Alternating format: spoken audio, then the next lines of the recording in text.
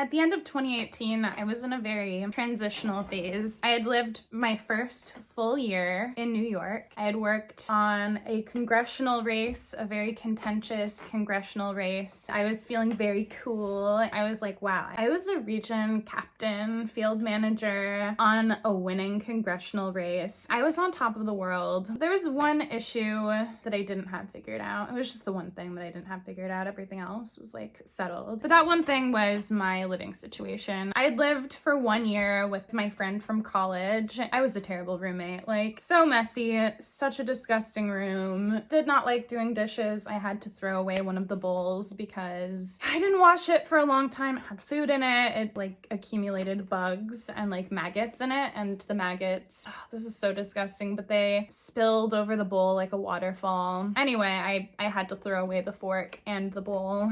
Certain things did slip through the cracks back then. But yeah, like I said, the one thing that I did not have figured out in my life, the only thing, was where to live. I had this other roommate, but I hooked up with him for a little while and it was so awkward. Like, we hooked up for the beginning of the lease. The rest of the year, we just had to like exist awkwardly. He also like never left the house for some reason. Like, he behaved so awkwardly. He was always just like, hey. I guess because he felt like guilty that it didn't work out. Like, I don't even know why I liked him. He was in a new city, you know? Anyway, so I wasn't renewing the contract with that guy, and my friend was like, yeah, I think I'm gonna maybe move to Iowa to work on the presidential campaign. And I was like, okay, well, I guess I need to find some place new to live. So I started looking around in Facebook groups for listings of like rooms. This one place was in a really good location in the same neighborhood that I had been living in.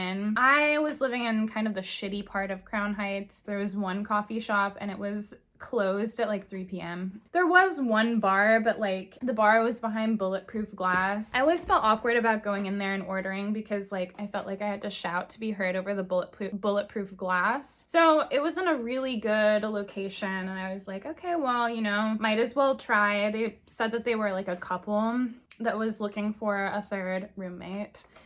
Not a third. Although maybe.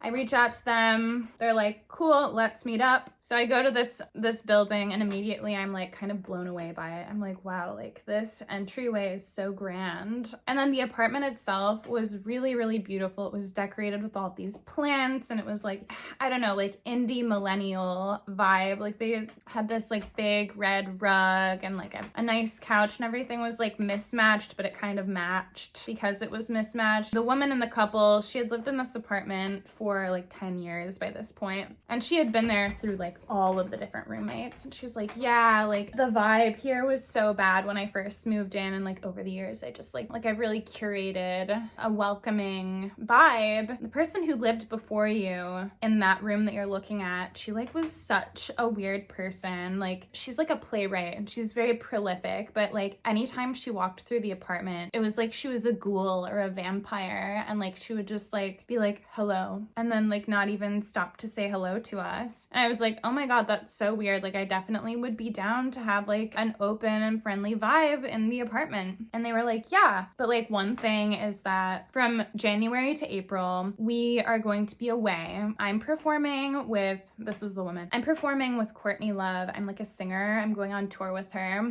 My fiance is a performing artist and he's also going to be away for the next 4 months. You will be on your own for a while if that's something you'd be okay with. You would like water the plants. It would honestly be such a huge help to us. And I was like, oh yeah, that sounds amazing. And like the thing is, we got along so well. Like, we were riffing so well. The woman was like, she had that like reddish purplish hair and it fell very lank down her back.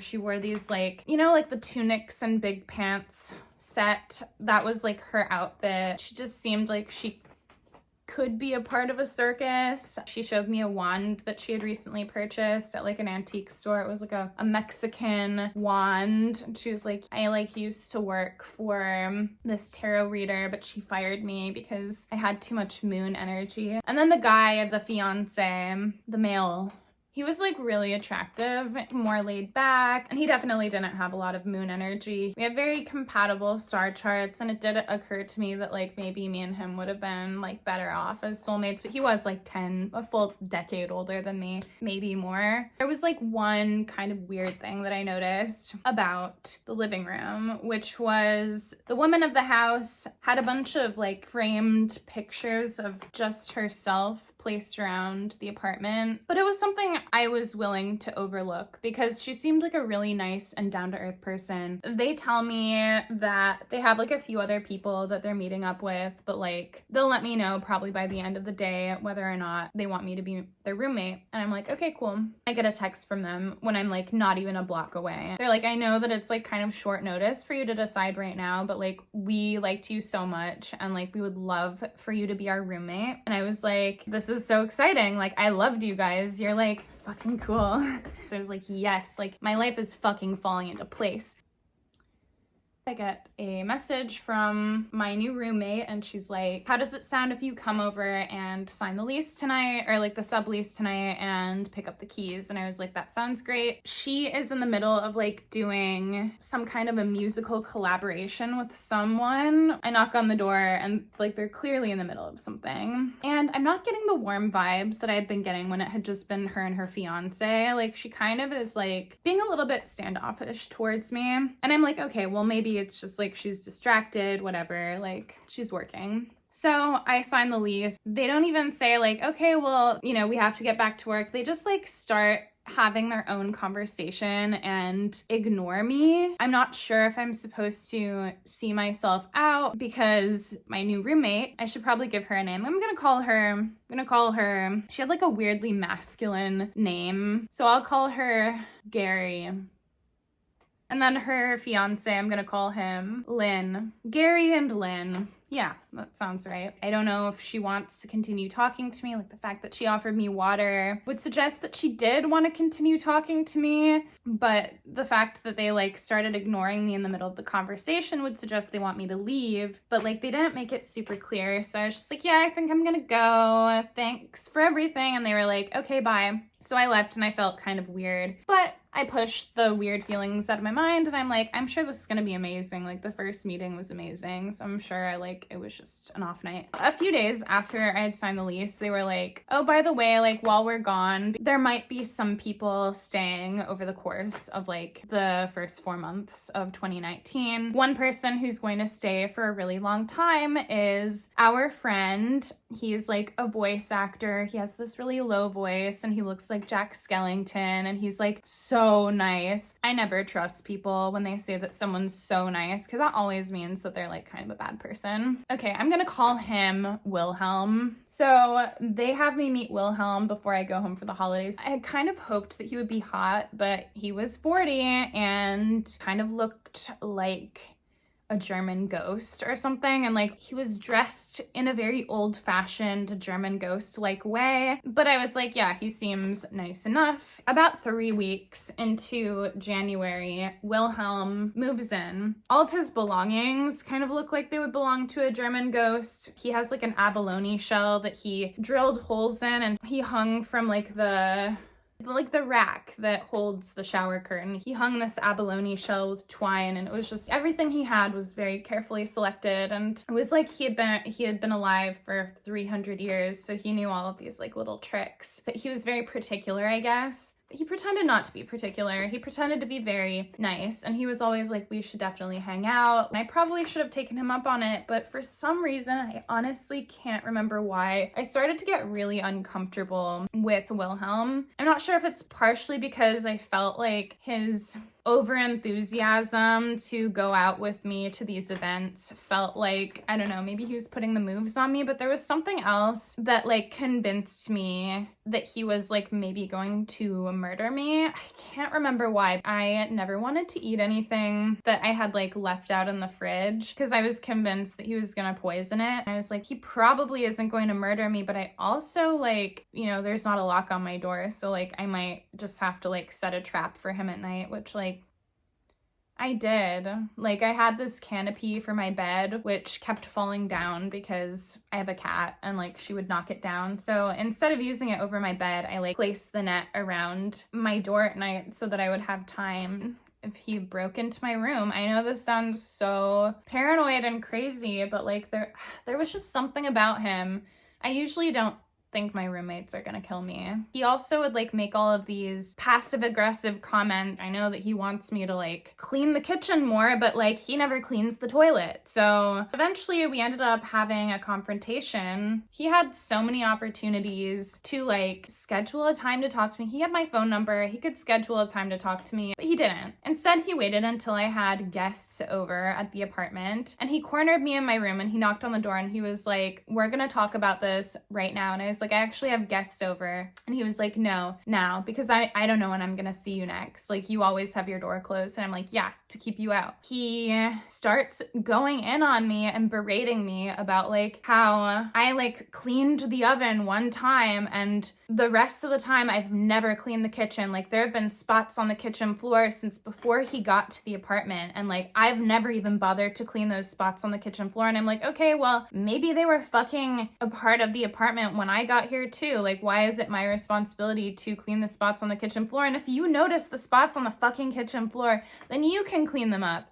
I would not even notice that. And also, you never clean the toilet or the sink in the bathroom, which is a way grosser job. And he just like kept berating me. I couldn't get him to stop, and so I reached onto my dresser where I had a glass of water sitting and I spilled it on the floor, and then I started crying because he like wouldn't stop, and he like specifically chose a time that I had guests over to embarrass me. And I was like, "Don't you realize that I'm going through mental health issues?" And he was like, "Yeah, I kind of intuited that." And I'm like, "Okay, well, if you intuited that then like why are you like a fully grown man who has like 300 years of experience? Why are you not taking the initiative?" So he told Gary and Lynn about this situation. Gary was like, "Let's have a phone call. I heard about what happened with Wilhelm." She like pretended to be on my side, but she never really treated me with respect after that. Like, I know that he was slandering me and saying that I like was responsible for spots on the kitchen floor and like I didn't clean them up. And he was like, "Yeah, she's like a problem." So when Gary and Lynn came back at the beginning of April, they were pretending to be nice to me, but Gary specifically would do this thing where she would invite me to hang out with her and Lynn in the living room, and then like as quickly as possible, Gary would be like, "Yeah, like, have you heard of this like TV shows?" And I'd be like, "No." And she'd be like, "Oh yeah, it's so good. You should go watch that like alone in your room right now." And I was like, no wonder the ghoul who used to live in my room never wanted to hang out with them, because Gary does not make people feel welcome. And so I started spending all of my time in my room. Pretty much everything that went wrong in the apartment was blamed on me. They were like, "Oh, like, where are the glasses? There were a lot more glasses before you got here." And I was like, "I broke like one." And they were like, "Yeah, I think you broke like more of them. Like, Wilhelm wouldn't have broken any glasses." And I was like, just because like I'm younger and I like look dirty and I am dirty doesn't mean that I'm the one who breaks all the glasses. Like, poltergeists are famously destructive. Like, they will move furniture around, they break things. They were like,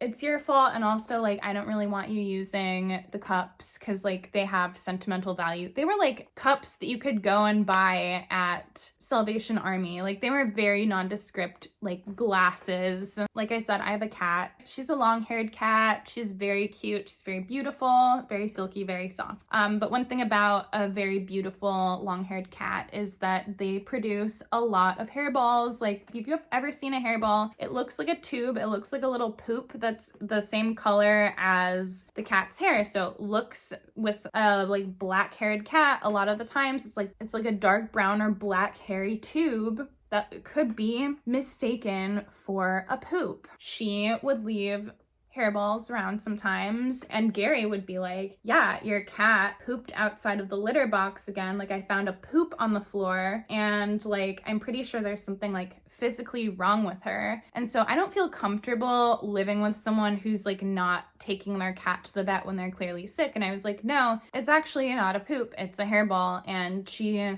does vomit when she produces a hairball. She's not sick. It's like a feature of a long-haired cat. But she just would not take my word for it. She was getting very micromanagey. She would send me these long paragraphs and she was like, I purchased something on behalf of you for the litter box and like, I'm gonna charge you. I'm gonna send you a Venmo request for like what I purchased for your cat. And I was like, excuse me, like I don't have a job right now. Like I'm going to a very expensive coding boot camp. I can't just have you buying stuff on my behalf. Buy it for me. You can gift me this litter box accoutrement, but like no, you're not allowed to just buy this thing for me. But she did, and I did not respond to her Venmo request. Like she can fucking field that. Things are not going well, but I don't want to leave their apartment because it's a really sweet deal. It's a good price. It's in a good neighborhood. Like it's cute. Like the room is pretty big and I have a lot of stuff. I hear Gary and Lynn having this argument this one morning and Lynn is like, a baby?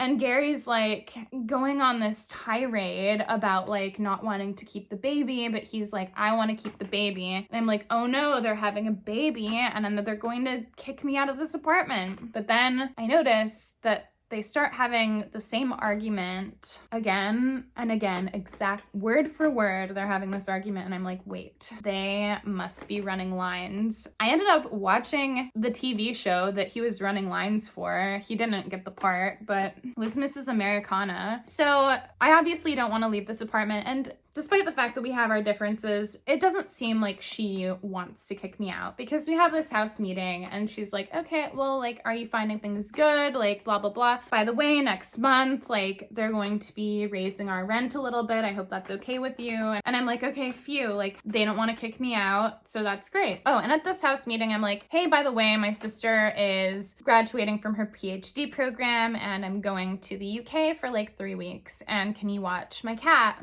And they're like, oh my God, of course. The next week, they're like, let's have a house meeting to discuss the like cat sitting responsibilities, blah, blah, blah. Gary says this. And she's like, oh, also, can you like clean the whole apartment? Like, I've noticed that like you haven't been cleaning the apartment as much as me and Lynn. And like, especially like the vacuuming. I just want you to clean the whole apartment before the house meeting. And I decide to go all out because I'm like, I want to like ingratiate myself to these people. I want to live at this apartment. I do such a good job. I clean the entire apartment like she asked. I do the vacuuming. I even like clean the baseboards. They come back. Gary says nothing about my cleaning job. And she's like, hey, are you ready for the house meeting? And I was like, yeah. So we sit down. I tell both her and Lynn about like all of their responsibilities, taking care of a cat. They've never had a cat before. And at the end, they're like, okay. And also, by the way, we just wanted to let you know that this is going to be your last month here. And I was like, wait, we just had a house meeting last week about how I'm gonna be here after they raise the rent. And they're like, yeah, well, our friend like wanted to move in a pinch. I'm like, you know. And I was like, you do realize that like I'm leaving for 3 weeks, so you're giving me literally 1 week to find a place. Lynn, who I had always thought was such a nice guy, was like, I know this is like kind of, what's the word he used? It's like cold consolation or something, cold sympathy. But like the market's really hot right now. And I was like, that is cold. Like, fuck you, Lynn. I did say that. I was like, fuck you guys. I hope you understand what a difficult position that you've put me in. Yeah, I stormed out of the room. I was with that guy, the guy that I mentioned. He was there and he was like, let's have a drink to talk about this. Like, we're gonna figure this out. And I was like, okay, for sure. We had probably had like 2-3 drinks. So I called my sister and I started talking to my sister on the phone really loudly about like how fat and ugly Gary was. I was like, yeah, like who does she think she is? She's so fat and ugly. And like I made sure that she could hear me. And then I decided to go and like mess up their towels. Like every time I would go in the bathroom, I would like mess up their towels so that they knew that I was mad at them. And then I went to the shoe rack and I messed up all their shoes. But they were like still gonna watch my cat, and I was like, I hope they don't poison my cat. So I go on my trip to the UK, and on my trip to the UK, obviously Gary and Lynn are a big topic. My sister and I decide to look Lynn up. You know, we're discussing how he says he's a performance artist, but he like never says what what it means to be a performance artist, like what kind of art he's performing. And we're like, let's look him up. And so we find his website. So on his website, he had like a resume. It seemed that he was in some weird amateur film productions. And I was like, okay, so he's an actor. And then I look a little bit closer and I see that he's gone to clown college. And it appears that his primary source of income this whole time was not from his crappy film, but from clowning. And I was like, that is hilarious. And it's not just because he's a clown. So I go back to New York after my time in the UK. It's a scorching hot summer. Gary and Lynn go away for the weekend. That weekend, it was so hot, like the hottest weekend of the summer. So I'm talking on this phone to my sister and we're like, maybe we should go swimming in a public pool, like pacing around the living room as we're having this conversation. And there's an altar set up in the living room. And like I notice on the altar, there's this bracelet, a garnet bracelet. And I'm like, is that my garnet bracelet? I don't think I've worn it since being here. And I pick up the garnet bracelet and it looks like it's been cut and some of the garnets have been removed and it's been like shoddily retied. It was like sagging, like you could tell that someone had removed some of the garnets. And then I kind of remember that like I had found some garnets in my bed, which it hadn't registered to me that that was weird until this moment. And on this garnet bracelet, my hair is wrapped around it. And I'm like, did this witch put a curse on me? But I'm like, surely not. Like, surely she could not have done something so like ridiculous. What is going on here?